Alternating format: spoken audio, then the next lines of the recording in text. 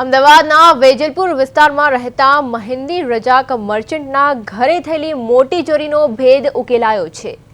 તેમના ઘરે છેલ્લા 18 મહિનાથી કામ કરતી પરવીન બાનુ શેખ અને કૌશર બાનુ પઠાણ નામની બે મહિલાઓએ પરિવારનો વિશ્વાસ જીતી લીધો છે, પરંતુ અંદરખાને તેઓ દાગીના અને રોકડની ચોરી કરતી હતી।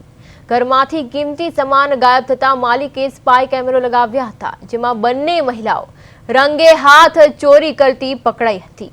વેજલપુર પોલીસમાં ફરિયાદ નોંધાયા બાદ ક્રાઇમ બ્રાન્ચે તપાસ હાથ ધરી હતી અને બાતમીના આધારે ખમાસા પાસેથી બંનેને ઝડપી લીધા હતા।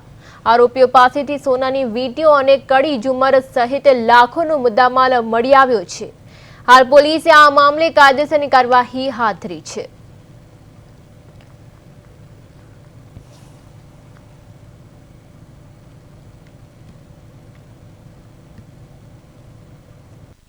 જાણવામાં આવ્યું કે વેજલપુર પોલીસ સ્ટેશન ખાતે એક મહેંદી રજા સજ્જાદ હુસેન મર્ચન્ટ નામના ફરિયાદીએ ફરિયાદ આવી કે એમને ત્યાં સાફ સફાઈનું કામકાજ કરતી બે બહેનો છે, એમણે પોતાના ઘરની અંદર સોના ચાંદીના ઘરેણા તેમજ રોકડા રૂપિયાની ચોરી કરેલી છે, જે બાબતની ગઈ કાલ તારીખ 7ના રોજ ફરિયાદ દાખલ થયેલી અને અમારી ટીમ દ્વારા આ બંને બહેનો જે છે આરોપી એમની ધરપકડ કરવામાં આવી છે।